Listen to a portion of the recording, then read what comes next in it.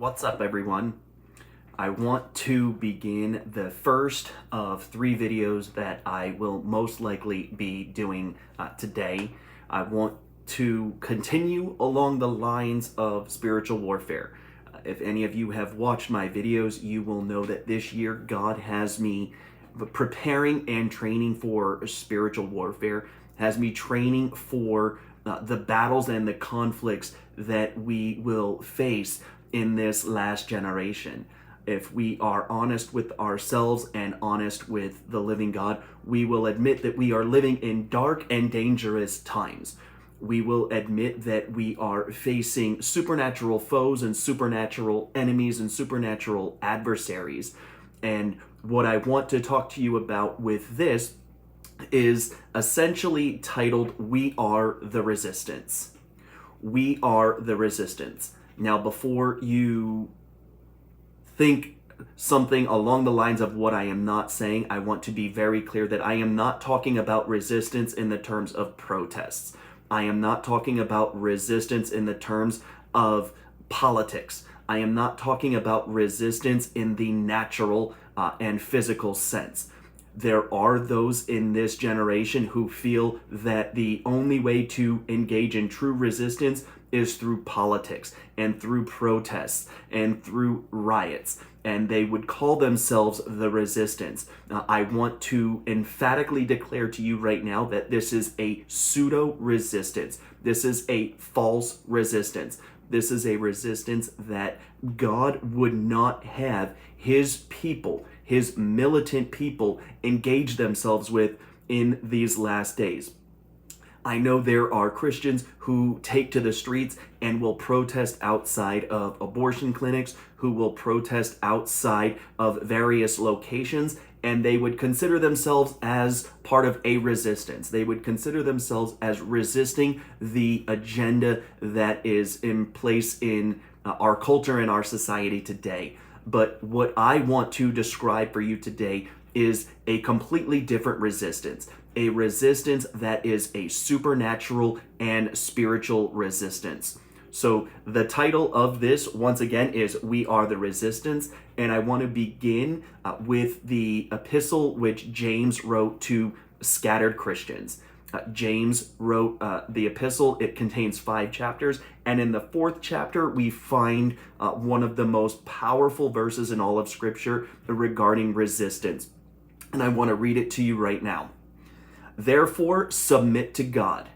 Resist the devil. Let me repeat that again.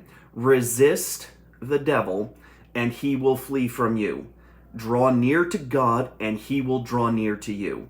Cleanse your hands, you sinners, and purify your hearts, you double-minded. Lament and mourn and weep.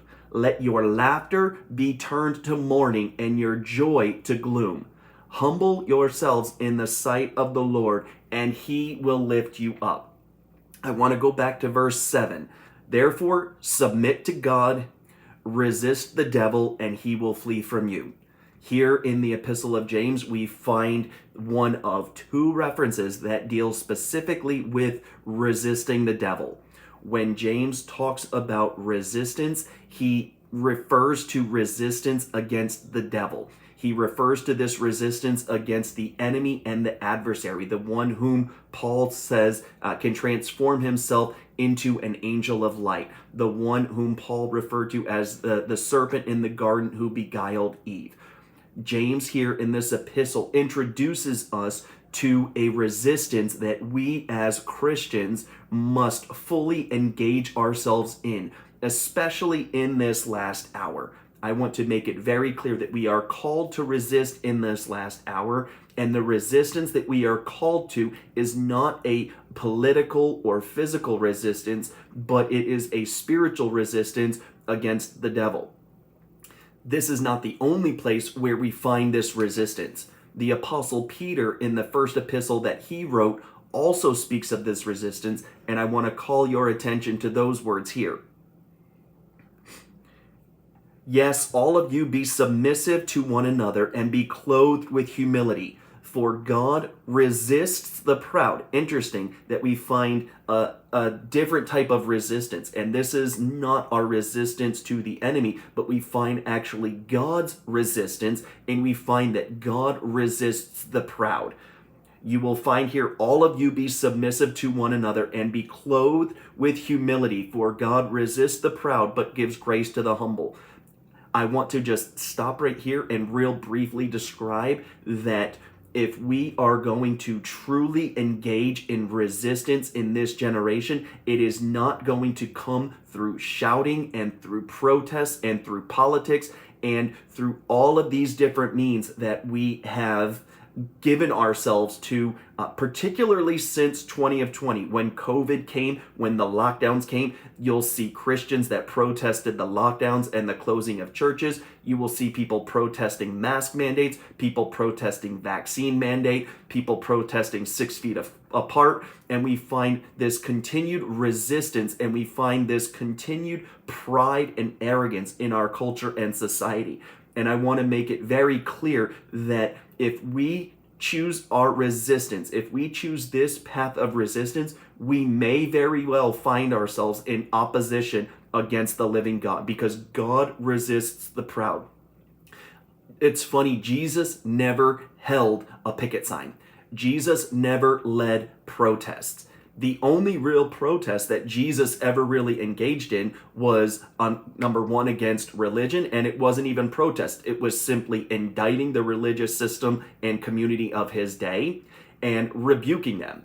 But the main protest, so to speak, the main antagonism that Jesus would do was not only against the spirit of religion and the religious leaders, but it was against the kingdom of darkness itself. We find Jesus resisting sickness. We find Jesus resisting death. We find Jesus resisting leprosy. We find Jesus resisting the powers of darkness and the forces of hell when he would deliver people from demonic oppression, demonic torment, demonic affliction. And so we find Jesus delivering people from this bondage and from this slavery. And I want to make it very clear to you who are listening to this video that the type of resistance that we are called to is a resistance in the spirit.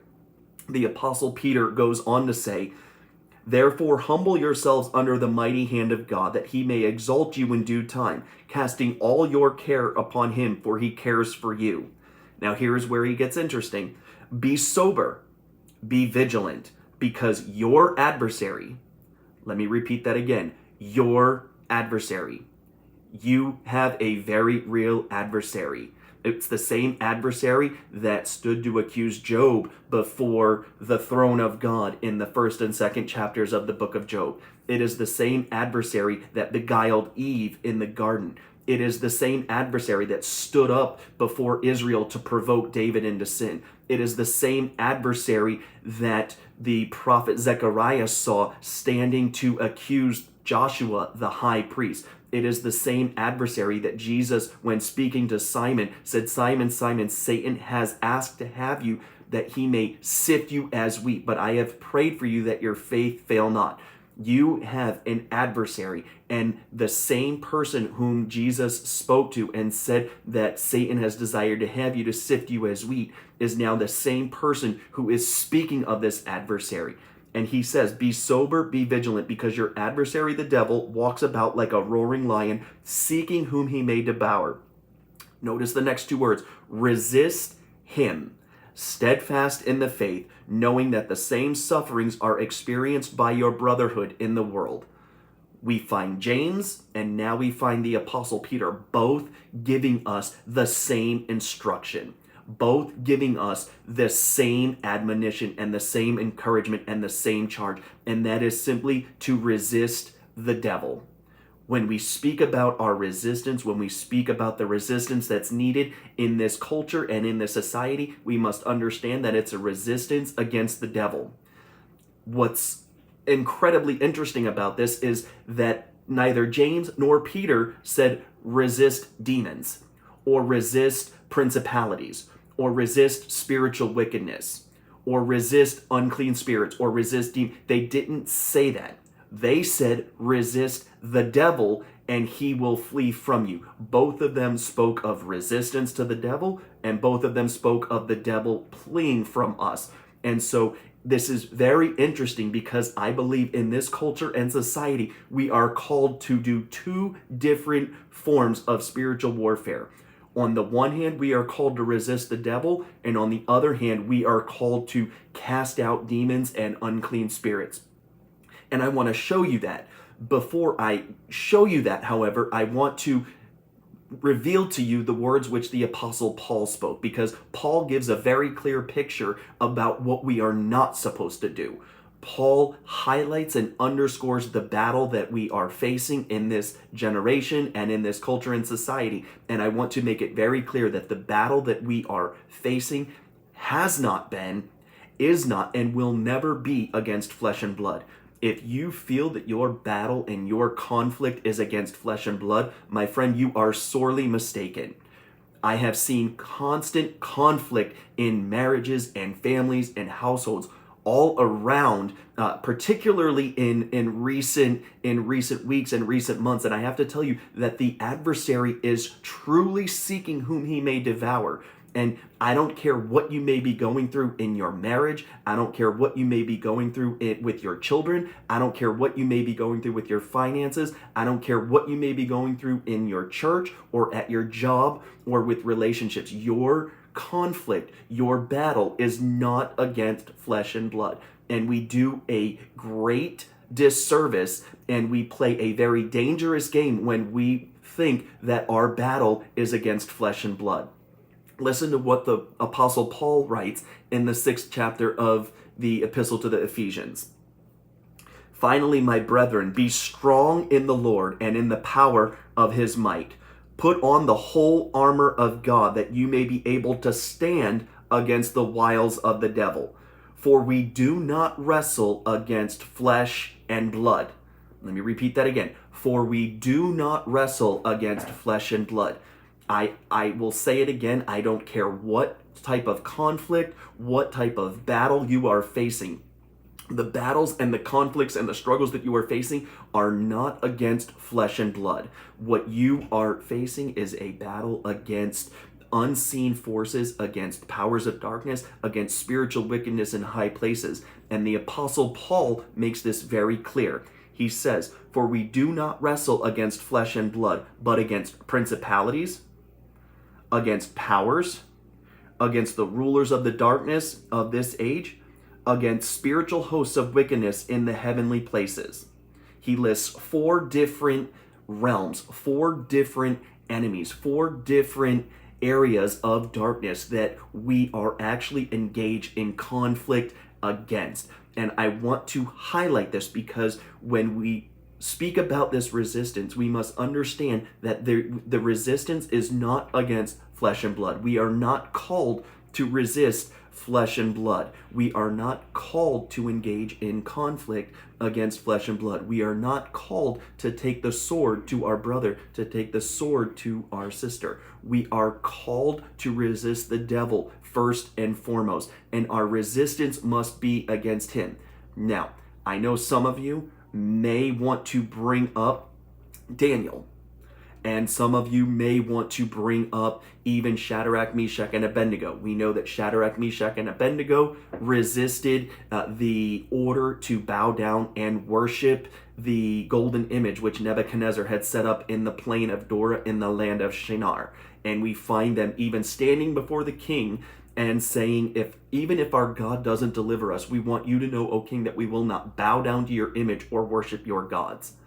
And then we find a decree that was issued by Darius in the 6th chapter of Daniel that no one was allowed to pray to anyone or any god except Darius.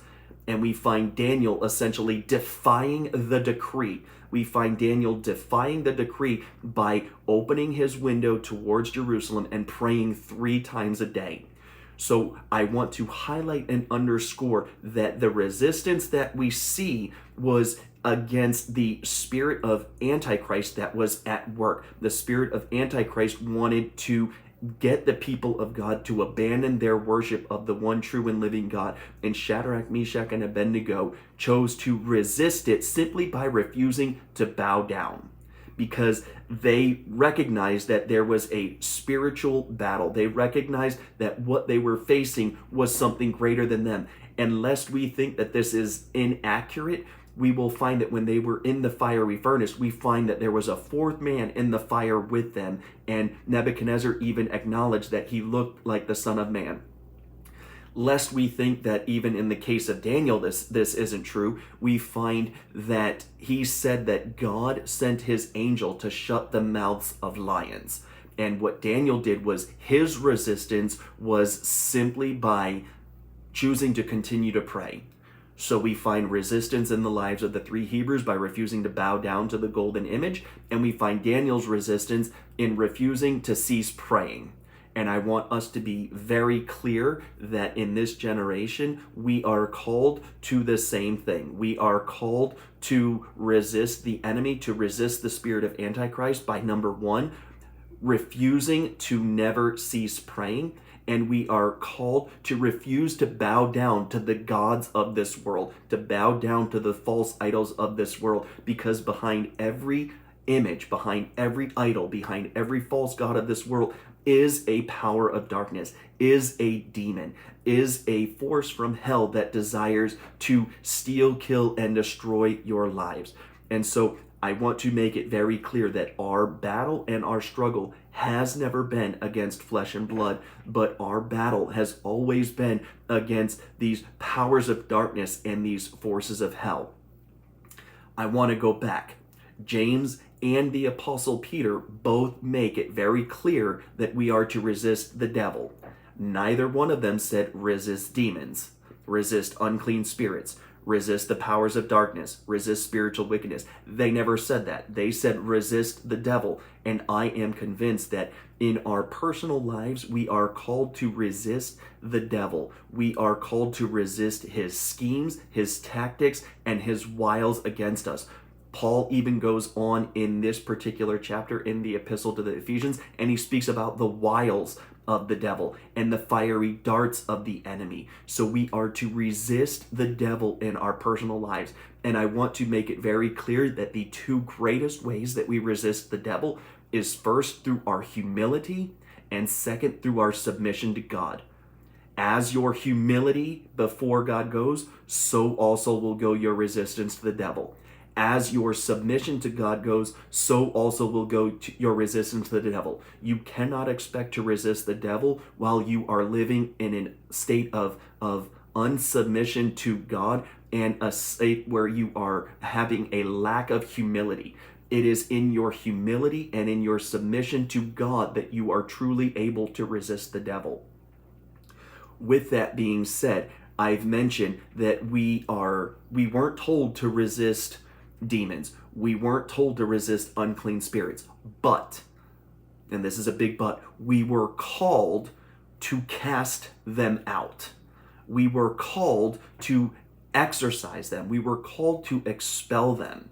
I want to read to you the words of Jesus, or the words of Matthew in the first verse of the 10th chapter. And when he had called his 12 disciples to him, he gave them power over unclean spirits to cast them out, and to heal all kinds of sickness and all kinds of diseases.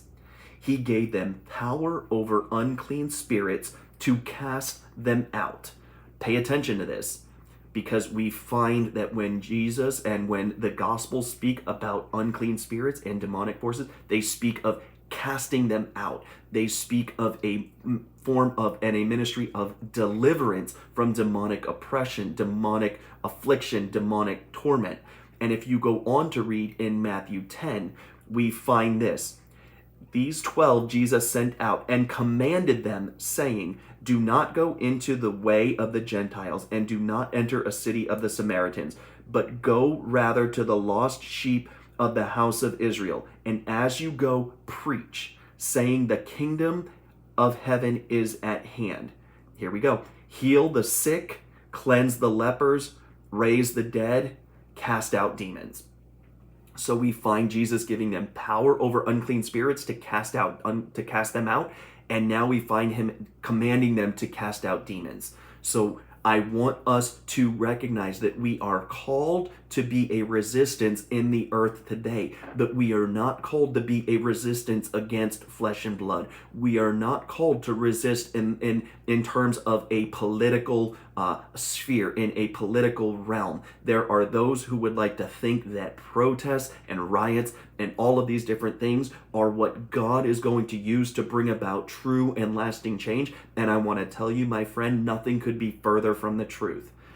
If we want to truly experience change in our culture, change in our society today, it must take place on two different fronts. It must take place in our resistance to the devil, and it must take place in our casting out of the unclean spirits and the demons that are under his control.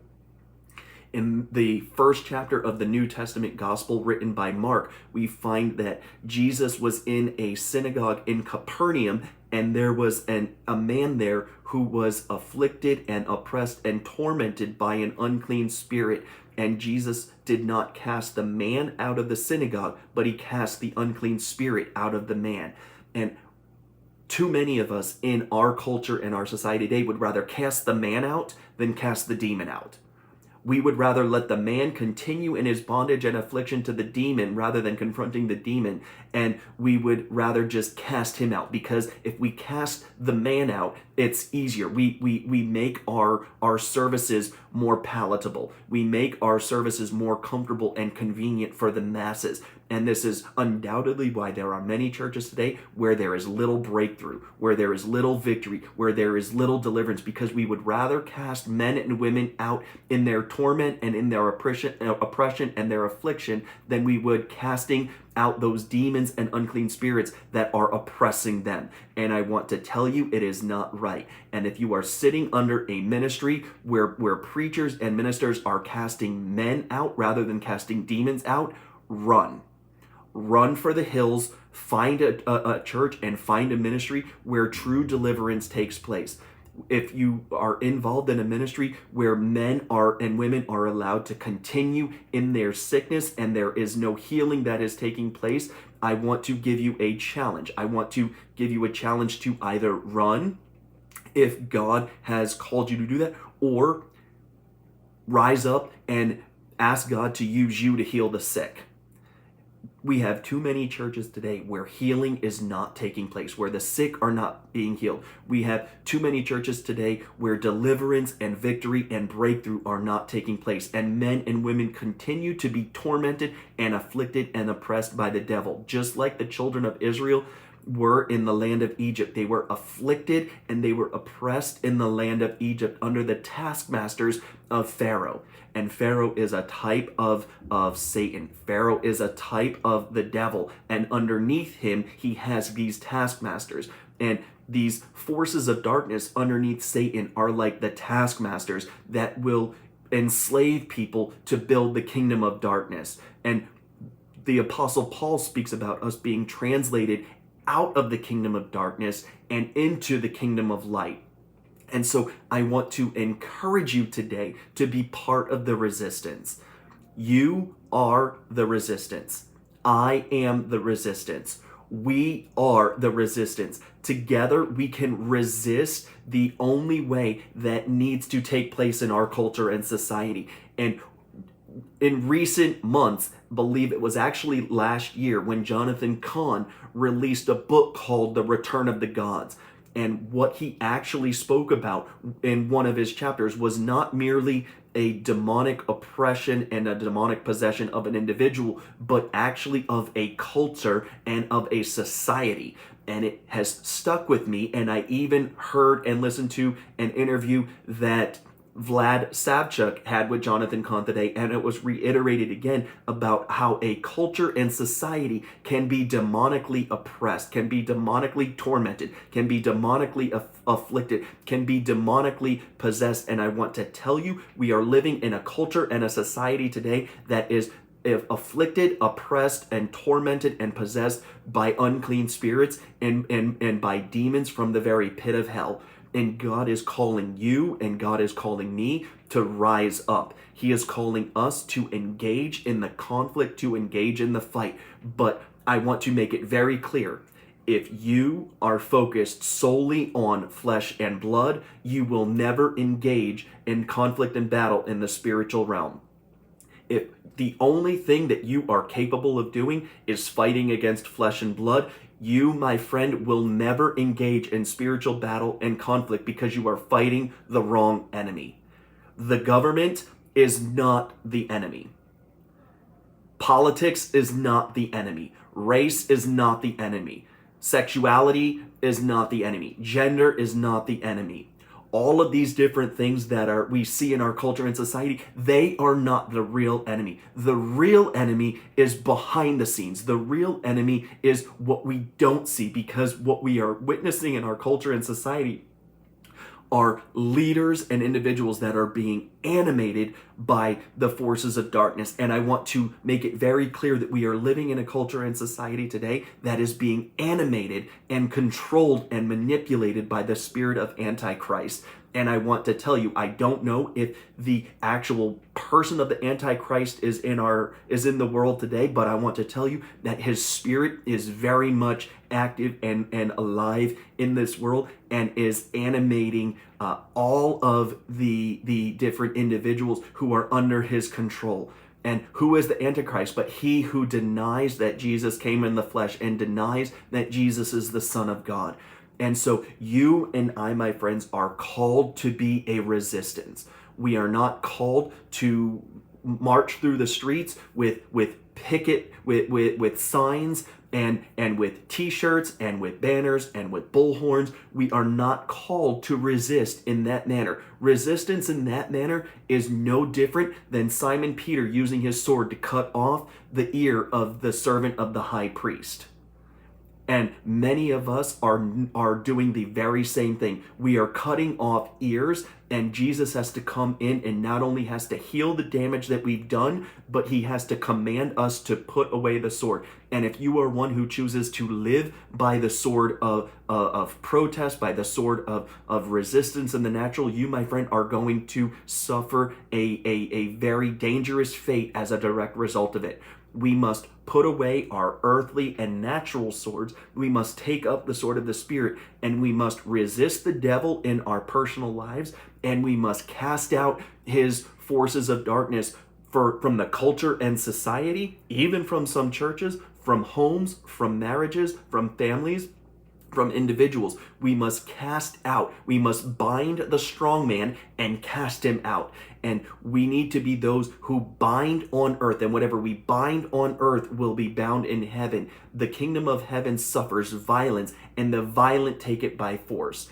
And so I want to challenge you.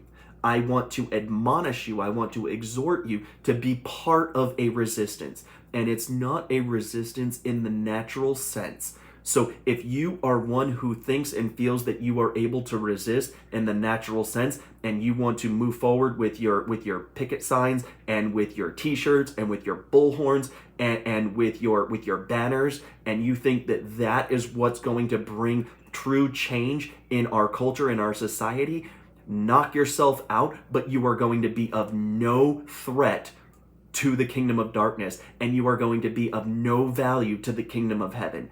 Jesus came doing no such thing. In reality, I would say Jesus wouldn't even join any of these protests that we have in our streets today. That's a very bold statement, but I would dare say that Jesus would not join any of our protests today, because you find him doing no such thing during his earthly ministry. And so I want to leave you with the declaration that you are the resistance. You are part of the resistance.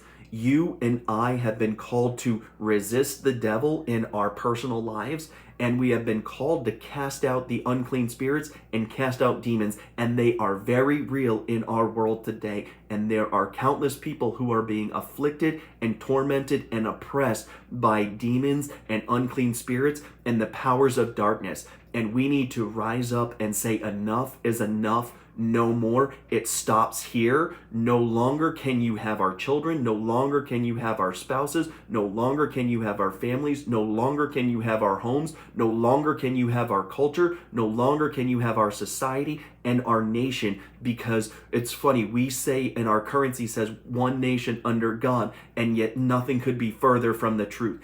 It's time for us to be the resistance and bring a nation back to the reality where we live under the banner of God. And even the Bible speaks about Jehovah being our banner. And we must bring ourselves back under the banner of Jehovah, the banner of Yahweh. And what did Joshua say? As for me and my house, we will serve the Lord. Let us be those who will say, as for me and my church, as for me and my country, as for me and my city, as for me and my children, we will serve the Lord. And we are called to resist in a spiritual battle and conflict. And so I want to leave you with this challenge. I want to encourage you. I want to pray for you. If you are ready to be part of this resistance, I want to encourage you to like this video. I want to encourage you to comment on it. I want to encourage you to share it. I want to encourage you to submit it. I want to encourage you to subscribe to it. And let's start being the resistance that this culture and this society needs. Thanks so much for listening, and God bless.